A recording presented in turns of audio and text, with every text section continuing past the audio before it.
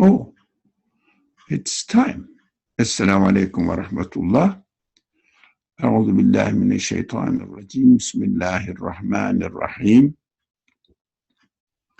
رب اشرح لي صدري ويسر لي أمري واحلل عقدة من لساني يفقه قولي واجعل لي وزيرا من أهلي هارون أخي اشدد به أزري وأشرك في أمري كي نسبحك كثيرا ونذكرك كثيرا إنك كنت بنا بصيرا. اللهم علمنا ما ينفعنا وانفعنا بما علمتنا وزدنا علما وارنا الحق حقا وارزقنا اتباعه وارنا الباطل باطلا وارزقنا اجتنابه. وصل اللهم على محمد وعلى آله وأصحابه وأتباعه وسلم والحمد لله رب العالمين. Amen. We are studying the story of the Prophet Dawood and his commander Jalut, and represents the people who oppose the prophetic message as Jalut. I think his commander was Talut. So anyways, the people asked the prophet to appoint a commander-in-chief, the king or the ruler, so that they can fight against the people who chased them away driven them away from their country, from their homeland. And the prophet said, "No, are you sure that you can fight? Not for the sake of protecting their homeland, but in the way of God." That was interesting. In the way of God, it means you will fight so that you will gain God's consent. And they said, why shouldn't we, since we are driven away from home? Okay. Then he appointed a person who wasn't well-known, who wasn't wealthy, who wasn't the noble ones among them, who wasn't one of the administrators. No one knew his military power and quality to lead the army. You remember that there are various kinds of prophets mentioned in the Quran, representing, some of them are kings, like Solomon, like David. Some of them were just shepherds, like Muhammad, like now the Talut. And some of them are somehow nobles of the society, Salih. Some of them are really brought up in a palace, like Moses, as a prince. Some of them were in prison, like Yusuf, and then became the highest position holder in the administration of the most developed country of that time, Egypt. You can see all sorts of examples of the prophets, so that God has chosen all these examples for us in order to take a guidance from the exemplary life of these different people, from different group of people, from different background position, and for different qualities. Some of them were well educated, some of them didn't even know how to read and write, etc., etc. So Talut, one of the kings again, or the commander-in-chief, appointed by the prophet, and the prophet knew who really deserves it, or God teaches him who he should choose. Uh, anyways, at the end, they said, "Oh, he's like a very low class man." Yeah. So uh, he doesn't know. He doesn't have any wealth. He doesn't have knowledge, etc. But the prophet told them, "No, no. God gave him wisdom. God gave him well-built body. So it is also in terms of this world, he is fitting to be the commander-in-chief. In terms of quality of a human being, he is fitting to be the commander-in-chief as well, because he is educated by God." So let's see now. The prophet said, they opposed, but prophet insisted that no, but described the quality of this man in the verse 248.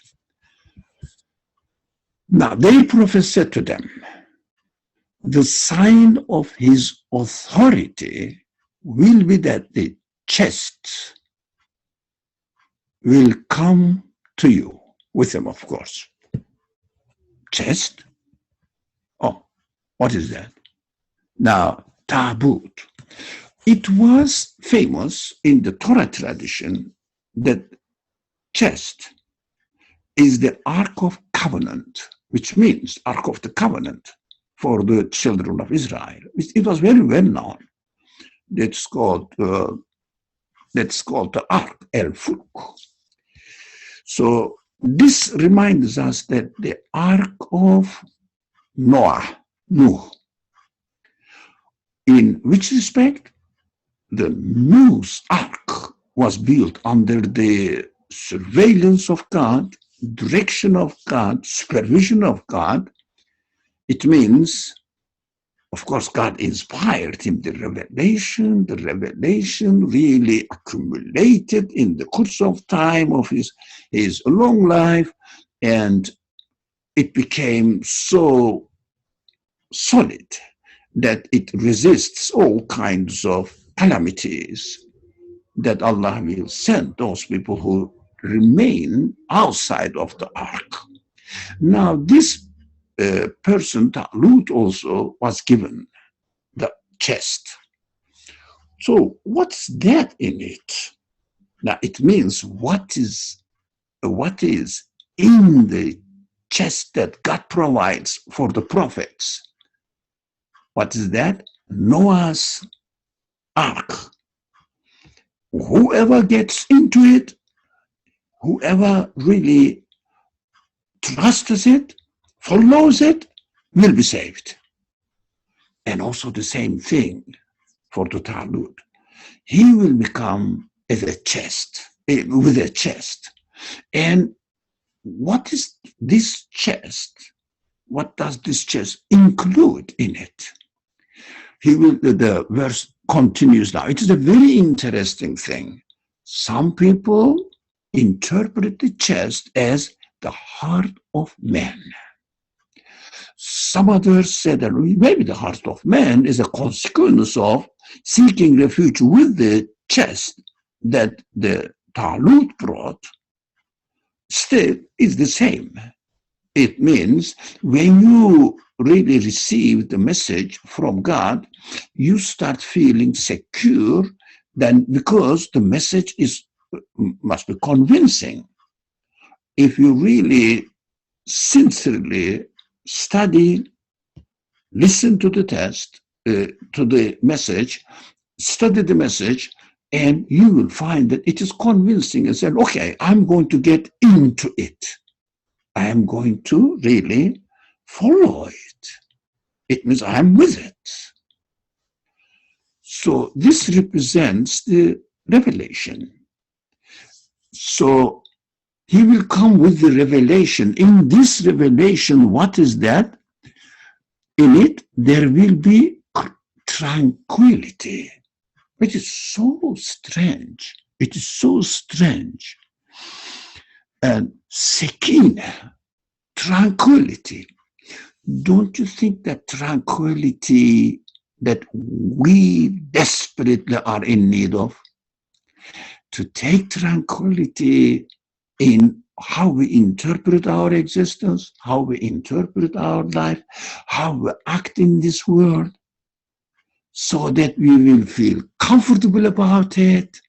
Of course, the direction comes from the Creator in the chest revelation. So tranquility we will find in revelation. Now, we always complain about stresses, yeah, loneliness, sometimes to the extent that depressions, and something is not really satisfying us about our life. We find our life in despair. And this chest has tranquility in it. Of course, we are reading the Quran.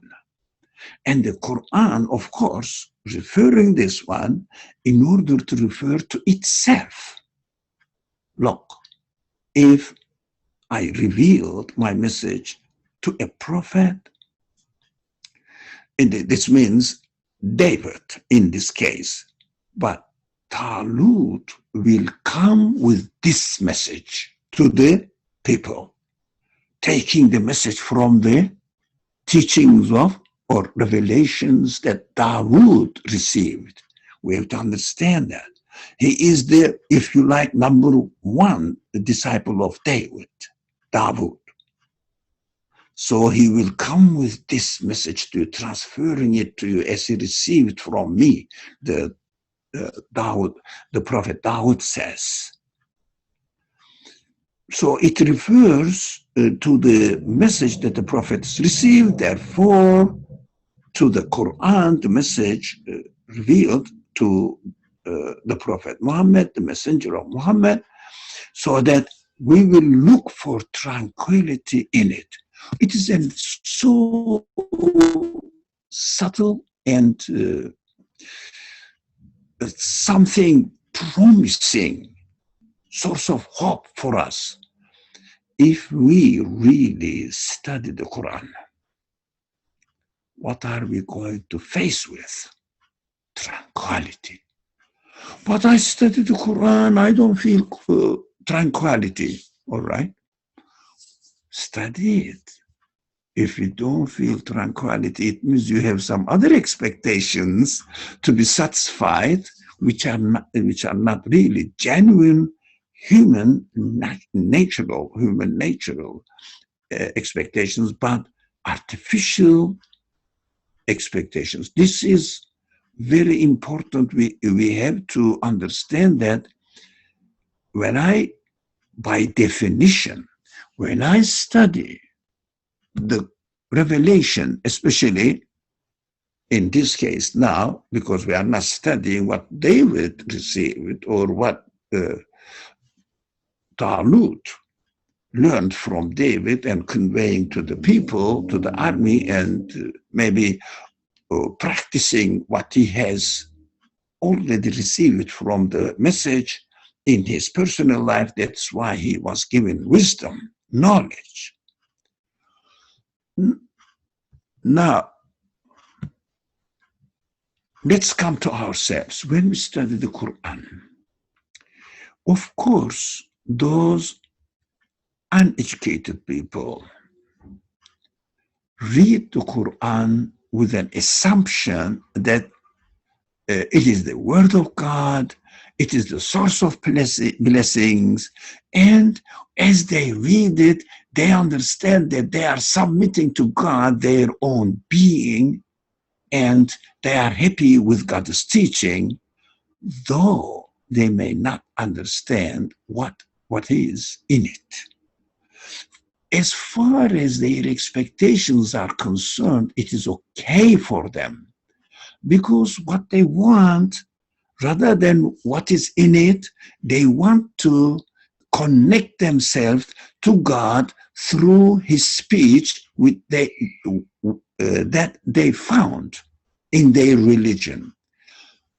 In this case, as far as I think this may be a little bit dangerous to say to those people who have received only classical training in religious education, hearing the traditional teachings, those, be careful here and bear with me because I'm going to say something which may contradict in your mind, but really think about it. When the ordinary people who have not received an education, who do not really question what the purpose of life is, etc., they say, oh, there must be a God and we must be created by him. So we have to connect ourselves to this God and we must be happy with him because I'm happy with my creation. That's very simple, very basic reasoning. And in their religion, Muslim, Jewish, Christian, whatever, they found that this is, according to the religious tradition, this is the speech of God. They sincerely read it without knowing what is in it.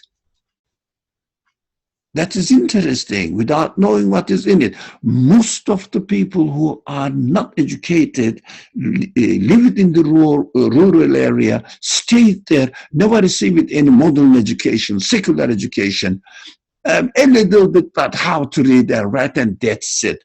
And they don't really know much about questioning, reasoning, intellectual activities. They only know how to survive in the world, but at the same time, they have a good faith in their belief that there must be a God, and this God sent his speech. If I am connected to this speech, I will be connecting to God through his speech. Innocent. While they are reading, they may have the same attitude. But while they are reading the Quran, they may have the same attitude. While a Christian is reading the Bible, they may have the same attitude. And while a Jew is reading Torah, they may have the same attitude. As far as the intention and the capacity of these people are concerned, they are on the same level of connecting themselves to God. That's why we should not confuse that. These people read the Bible, it is corrupt, but they don't know what is in it. Okay, you are right. They don't know what is in it. There are some ambiguous confusions and maybe apparent contradictions in it, but they don't know. They don't read it because there's contradiction in it. As for a Muslim who reads the Quran, doesn't know what is in it. They don't understand. My father, my mother was so innocent people. They were reading the Quran. They didn't understand any word of it, what it means. They were saying that this is God's word. You cannot put it down on earth. You cannot put it on a dirty place. You cannot touch it with, without ablution. So you have to respect it, etc., etc. Because of their connection to God through this book, which represents the speech of God to human beings. These are out of our discussion here because they don't listen to us. Even they listen to us, they wouldn't understand what we are talking about. But you people, you and I here are aware of everything going on in the world. We are exposed to the questions, doubts, concerns of material benefits, material power, societal stature in our family lineage, etc. And we know what we are choosing. We cannot treat ourselves like the illiterate or uneducated people with good heart, intention in them. So as far as those people are concerned, we cannot pass judgment, but we cannot have any bad thought of these people who have very good intention in reading the Quran, in reading the Bible and Torah without understanding what is in it. Okay. When you and I read the Quran, we have to look for tranquility in it. It means when I read the message, I will feel comfortable within myself. I wouldn't really have any idea which contradicts my feeling. It will be compatible with my disposition, the way I am created, primordial disposition as God created me. If I am careful not to confuse my artificial, gained, nurtured expectations, I should be very careful. Then the Quran promises in this word, you will find tranquility in it, serenity in it, sekina. You will come down, you say, yeah, I understand what's going on in the world. As far as I see, they are good, they are bad, everything is happening. But I know they are coming from the Creator. I am going to learn from them how to overcome the problems of my life so that I will not lose my connection with God. That is my duty in this world, because I am given the ability, provided with the ability to overcome all my personal problems. So I have to check out, and I have to be very awakened or very much aware of not confusing with my real human needs and human expectations with artificial, if you like, nurtured, egocentric expectations. This is very interesting to make the distinction. Watch out, watch out. I say, for example, I am expecting this to happen to me. Is it really your expectation that your Creator has given to you in your primordial nature, or have you nurtured as a result of your selfish inclinations, as a result of the influence of the society outside? Everyone says you have to have it. Without this life cannot be really lived in a comfortable way. But as a human being, you can reach tranquility in following the message that the prophet comes to you. This tranquility from your Lord, and it is accompanied with means. Chest is so important. In it, there are remnants of the followers of Moses and Aaron. Oh, it means it is obvious that remnants of the followers of Moses and Aaron, it means the followers of Moses and Aaron took the message from these prophets and represented it in their life, and all the remaining of their representations are kept in the message, in the following prophetic messages. It means that is a straight line coming from the first man on earth all down to us now.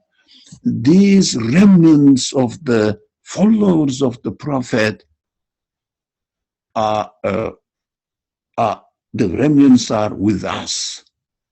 So we have to see and study them carefully, and we will definitely find tranquility at the end of our investigations, questions, researches about the meanings, about the deep messages of these remnants of the previous prophets.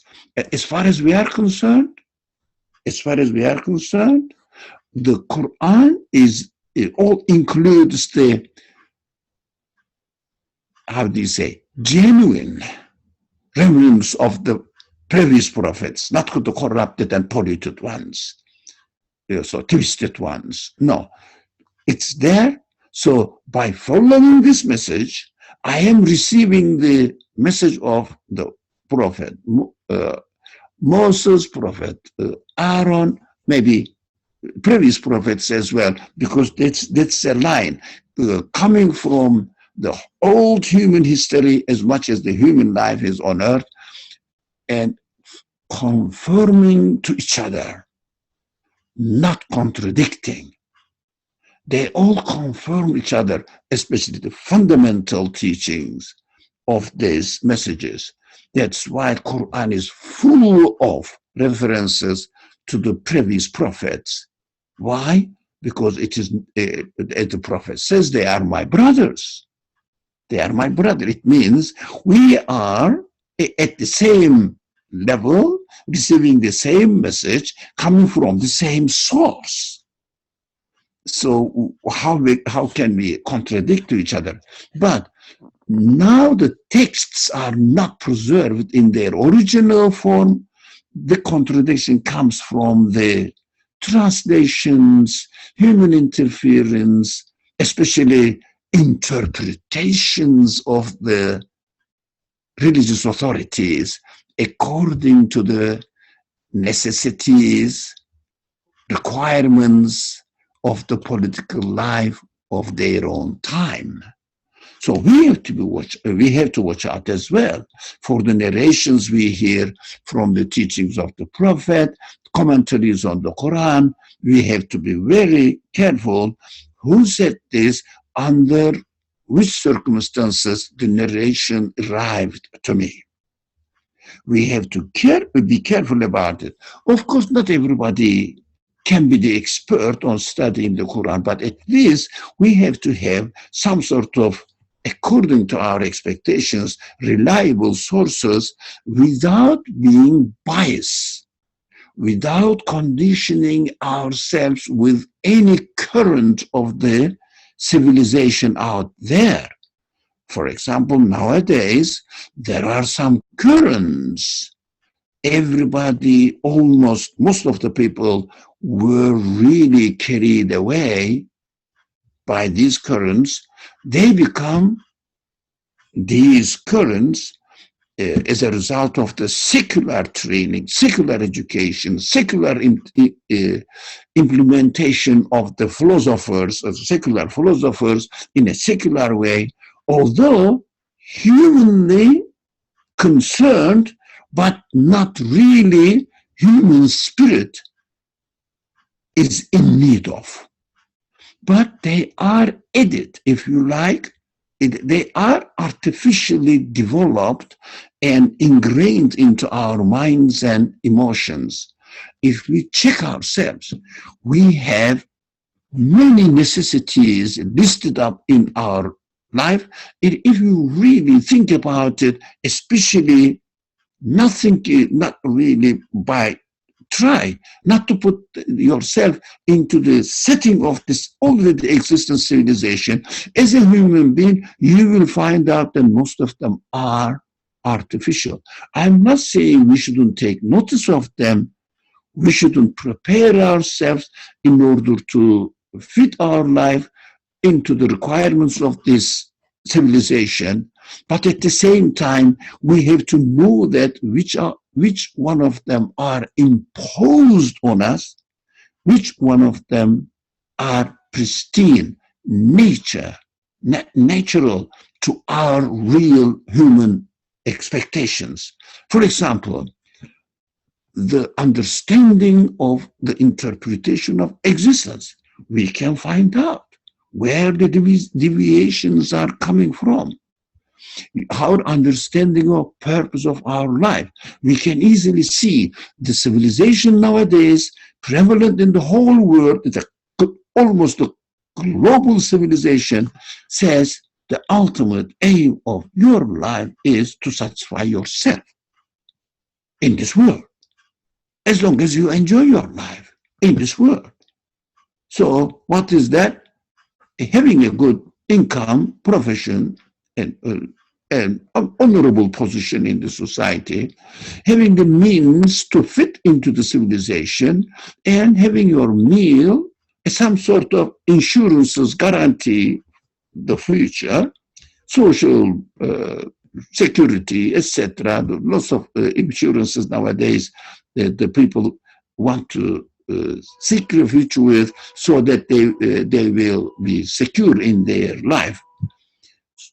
But what the message says, you may do, you may not do this kind of things, but real security we can get by attributing our existence, by attributing the purpose of our life to reach out to God, so that we will always be with Him as the guardian, as the protector, as the caretaker of our existence of life, existence and life. So we have to be careful where to draw the lines. Of course, if you are living in, for example, that all of us may be living in the United States, according to the conditions, you need to have a car. Yeah, but don't see that car is the essential purpose of your life expectations. No, that's a means required by the necessities, material necessities of this world. But your mind, my mind, must be connected to God, that only the creator of the universe can save me. Not the car, but it is just a means to get along with the life conditions I am in. But real safety, real tranquility is in acknowledging the ownership of God over everything, including ourselves. And He is the source of satisfaction. He is the only source of satisfaction for our expectations, human expectations. Car is a means. When you die, it is out there and you go to somewhere else. Leave it there. House is needed. Shelter is needed, of course. But you have to know that it's just a means to carry on, to keep safe your life within the conditions of this world, according to your opportunities that God has given you. You have a small car, a small house, or a small apartment, or maybe a house with a nice garden, etc., depending on your financial capacity that God provided for you. But it is not the ultimate source of satisfaction for human beings. These are just transient things needed for a transient life on earth.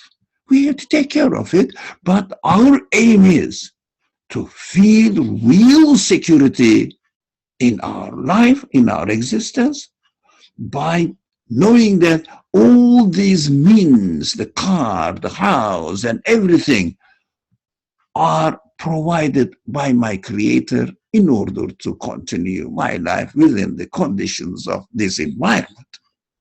So I am here, I am created here as a part of this society. I have to get along with it, but my heart, my mind, my intellect must be directly related to the Creator. My heart must be receiving the satisfaction from associating my existence to God's absolute knowledge, absolute care, absolute power, absolute mercy, etc. I have to be satisfied with God. My heart shouldn't find And my heart shouldn't go into the house and car examples or other material means that he will be satisfied. It will be, my heart will be satisfied with it. No, heart can find satisfied only when the heart, attributes its all expectations to God's care. That is a completely different issue now. We have to make this distinction. Yes, I want an house. Okay, I personally want a house to take shelter so that I wouldn't be sleeping on the street or the open place, etc. I want shelter. Yeah, okay. But I will be happy if I have a shelter because God provided it for me. Not because I have the shelter, I have the place to take shelter in it. So, but God, I will be pleased with God who provided me with the house. So my heart is connected to God, my body is connected to the house. Make the distinction. So my body needs the house, okay. When the need of my body is accomplished, I have to be thankful to the one who accomplished it, who is the creator of the order of this universe.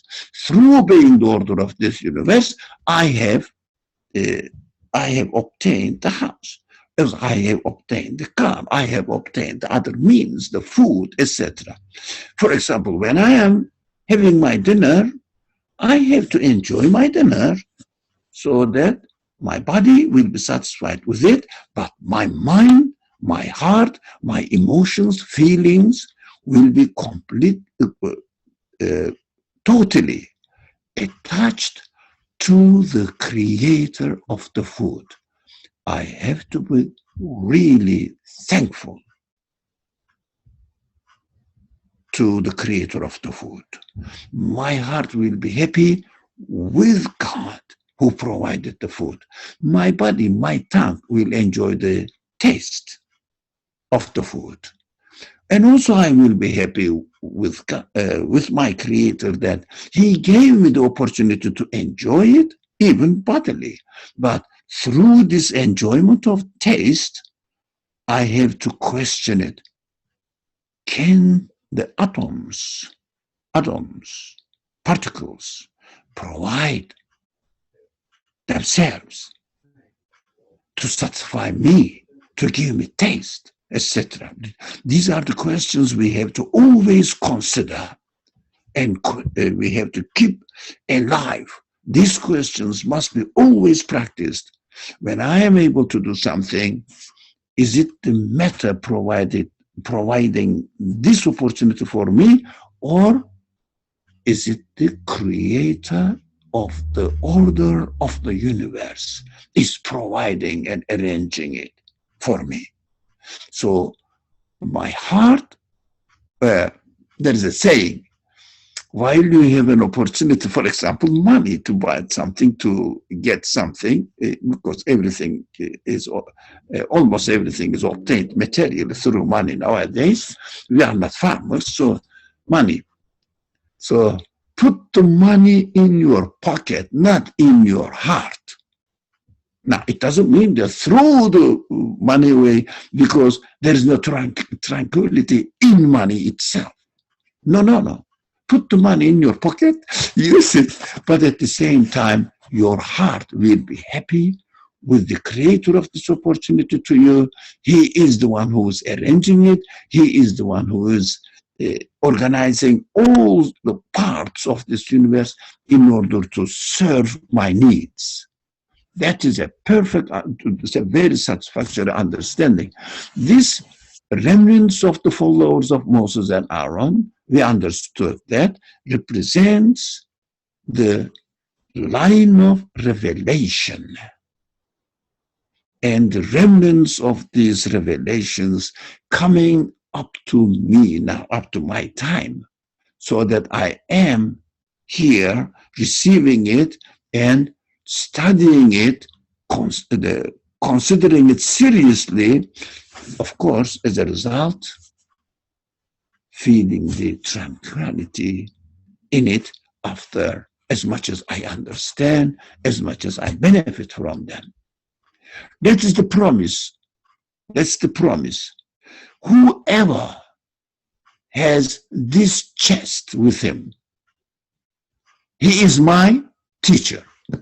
He is my commander. He is my king in the world, not the leaders and rulers of the society, not the kings. You know, the kings nowadays are called presidents, etc. So head of the state, something like that. But yes, you know that what they are doing. So we only the owner of this message can be my or must be my ruler, king, or commander-in-chief, whatever. Okay, but this is even more what Talut was given. Okay, and this chest is carried by the angels. Oh God. This chest is carried by the angels. What does it mean? Angelic side of the universe, angelic side of the creation, which is the meaning that the creation refers to. Angelic side, the meaning side of the creation refers to the sign for me, and read the meaning in the creation, in the act of the creation. You will find out that anything happens in this world cannot come into existence without having its source as an absolutely powerful one, without having its source of existence as the one who has an absolute knowledge, who has an absolute wisdom, who has an absolute mercy, absolute justice, etc. Everything says I cannot come into existence without attributing my existence to this absolute being. So this meaning reaches us, so that our intellect deciphers it, understands it, our heart feels the tranquility and confirms it. That is an excellent picture that this verse, amazing verse, presents to us. So it seems to be really, the verse is full of deep meaning, bottomless, although we may just read it literally and understand it somehow superficial, at the very, not superficial, at the surface. It's a very shallow understanding is my understanding, and I'm sharing it with you. But yeah, you understand that angels carrying it, it doesn't mean that you will find the tranquility in matter, but we will find the tranquility in what matter existence, material existence, refers to in their existence. We have to be careful not to confuse it. So tranquility cannot be obtained through material means only. But tranquility, be careful with the wordings, can be obtained, will be obtained, if you like, or is obtained only through reading and taking notice of the meaning in the existence of the matter. Of the matter. Do you see the distinction? not the matter itself, not the house itself, not the car itself, because I'm giving the examples for everyone considers this. I consider that I have to have a vehicle to go from one place to the next. I cannot go walking because I'm living in a huge city. So I understand. I find myself in this position. I need a shelter. I need a house. That's why I want them. Okay. But I have to be very careful to make the distinction between finding the tranquility in the house or finding the tranquility in the creator of the house. All the opportunities given to me through creating the order of the universe. So giving me the opportunity to find it out and utilize it, use it, benefit from it, and it is all grace. They are all grace from the creator of the universe. So my heart will be full of satisfaction with the creator of the universe. My body will find the satisfaction with the car or house or the food we eat. But my heart, if I don't listen to my heart, if I don't pay attention to the meaning in the creation of everything, referring to the qualities of its creator, what happens? I am living in a house, comfortable house. I am having the best car. Let's call it as I like the best one. Everything is the best one. Okay, best food. Okay, all right. But if I don't look at the meaning, the message they carry to me, so that they really refer to something else than themselves. My maker, my creator is the one who provided it, provided me for you. So this is the one, the maker, that is the one who is the absolute being, infinite being. And your expectations can only be satisfied by attributing your expectations to him alone. To him alone. But if I don't pay attention to the meaning, if I am lost in the material means, created means, by themselves, what happens? My conscience always reminds me, okay, you got this, the best one, the best one. You achieved the success. Okay, at the end, you retire. Okay, and you got the best income, guaranteeing your retirement life. Not only social security, but you may have lots of accumulated properties, money here and there. So opportunities. Okay, but the heart knows you are going to leave them behind. I am going to leave them behind. And I will go into non-existence. I will be nothing, not only nobody, I will be nothing. Of course, this person defines himself as the body. So according to him, the body will rot in the grave. Okay, I have the best one, but it's a temporary one, and it never, ever satisfies the expectations of the spirit, human spirit. So we have to keep the balance.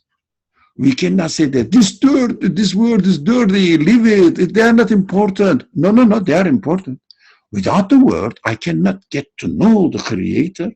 Without the book, I cannot really be aware of the meaning that the book carries. That's correct. But when I have the book, my purpose, my ultimate aim should not be having the book, but my aim should be reading the book, getting the meaning, the message in the book, learning something from it. Otherwise, just carrying the book doesn't give you doesn't add anything to your human value, doesn't satisfy anything of your expectations. Only the meaning is important. Meaning remains with you, not the collection of papers, which is the book, but the book by definition has meaning, meaningful sentences in it and message in it. So the universe is a book.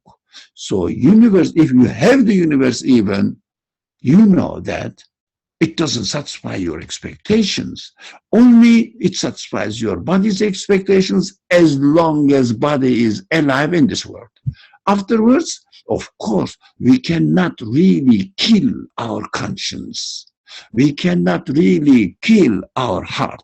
But we can cheat ourselves. We can really play around and say, no, I'm a good man. So I help people, all right, these are fantastic. They are very human. So that I don't have to connect myself to God. Even if there is a God, this is what we frequently hear this claim, even if there is a God, he would treat me best. But even if there is a God, but heart says, I want eternal happiness. How can I guarantee it? How can I get it? If we don't read the book of the universe, we cannot get closer to realizing the reality of my creator. That is what really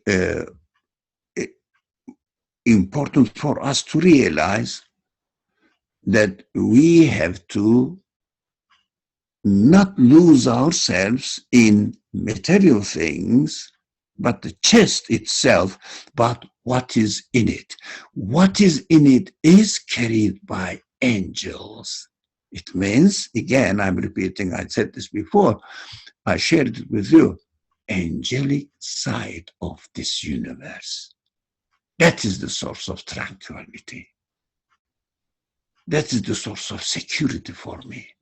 Only my human expectations can only be satisfied with it. So I don't know whether we can pass to the next verse, which is also full of meaning. Lots of things are going on there. Yeah. Okay. Let's not go there. So, would you like to comment anything, share your experience, life experience, and also questions, or anything which doesn't satisfy you, maybe confusing for you? Which one would you? I mean, come on, let's share it. We have 4 minutes left. So at least for 4 minutes, it will be an opportunity for you to express yourself.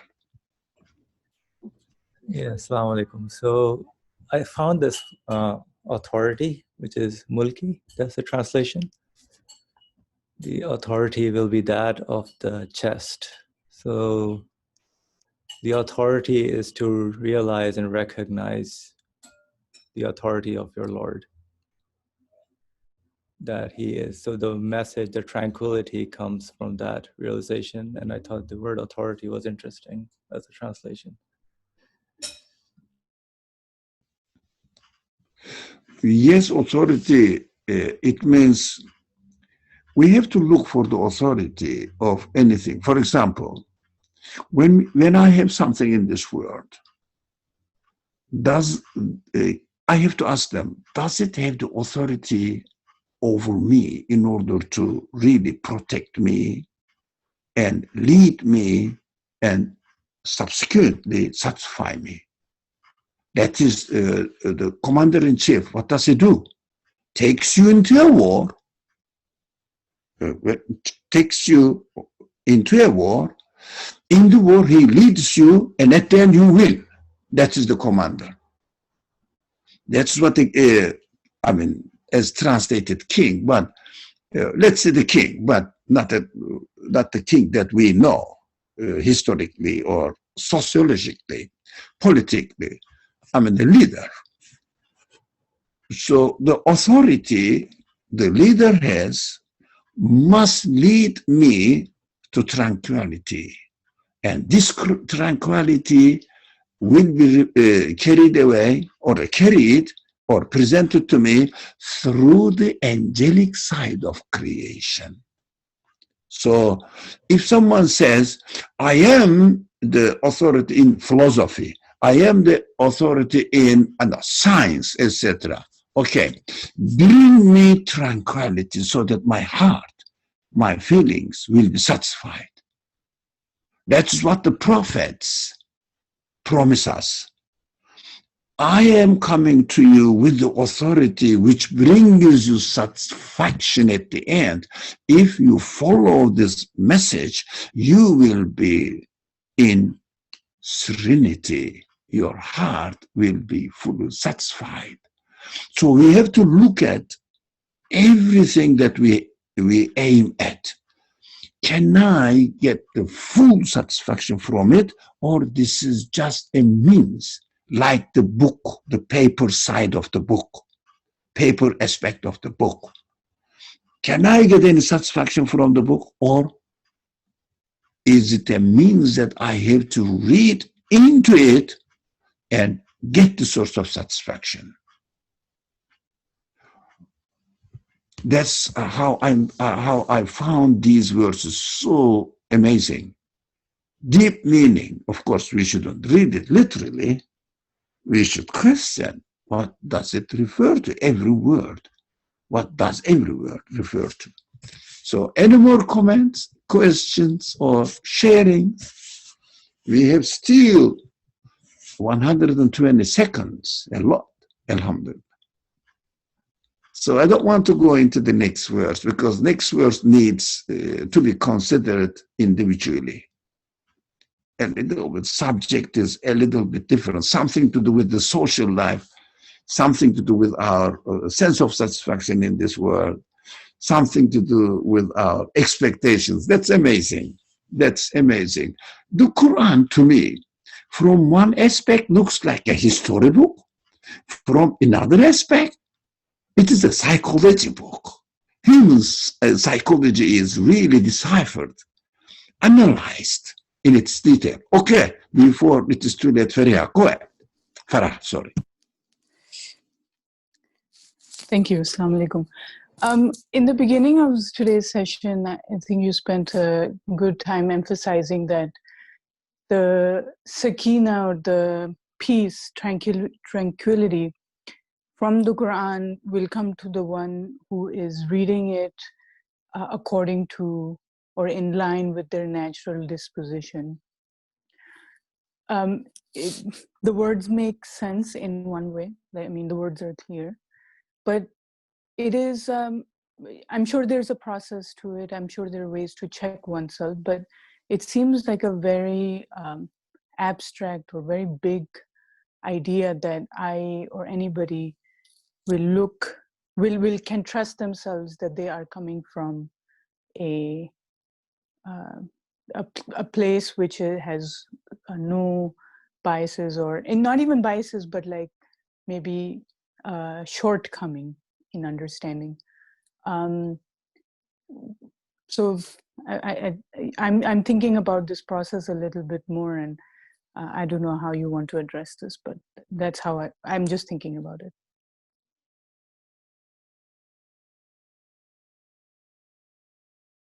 To say, you can understand, you can get into the deep meaning of these processes, but you need to concentrate more, and especially when we are studying the Quran. Maybe this may be the last point, last paragraph of today's discussion.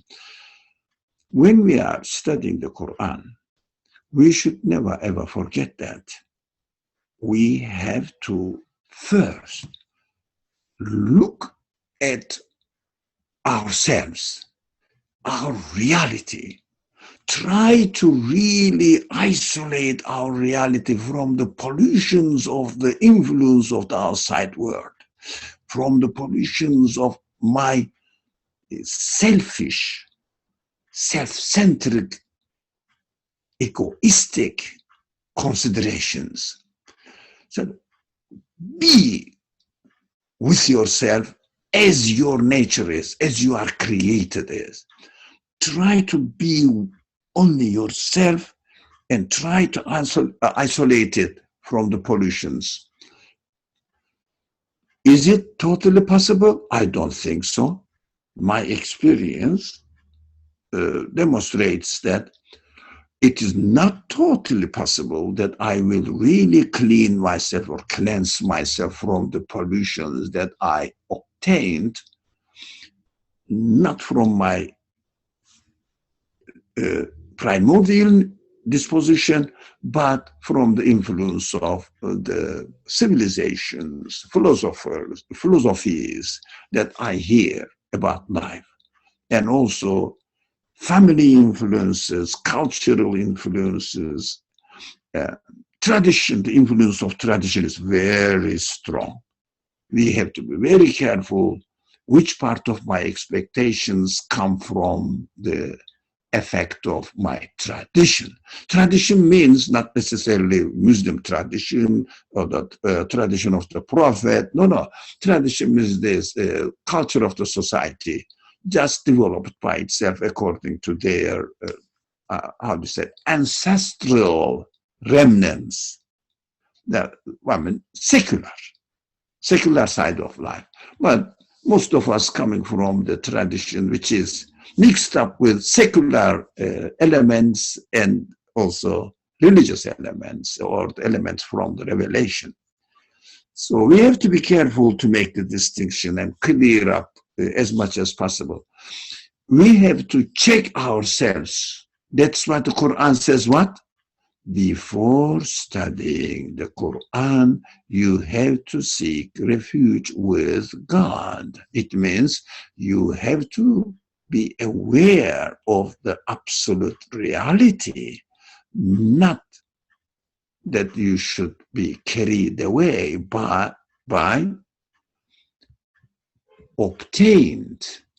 later on obtained human qualities. If you like, not the human qualities, they are not human qualities, cultural effect. The most difficult thing is for us, most of us here, I can see the names here, but not all of them. I don't know all of them, but some of them, greater number of them, I know them. We are coming from a cultural background, tradition, mixed with religion, and some of the, I would say, unnatural expectations are instilled in our minds under the disguise of religious remnants. It means religious influences. We think that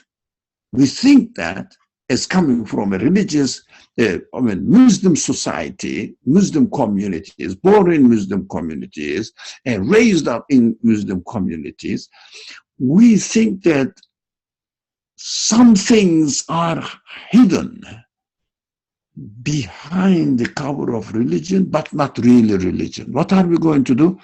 We have to question.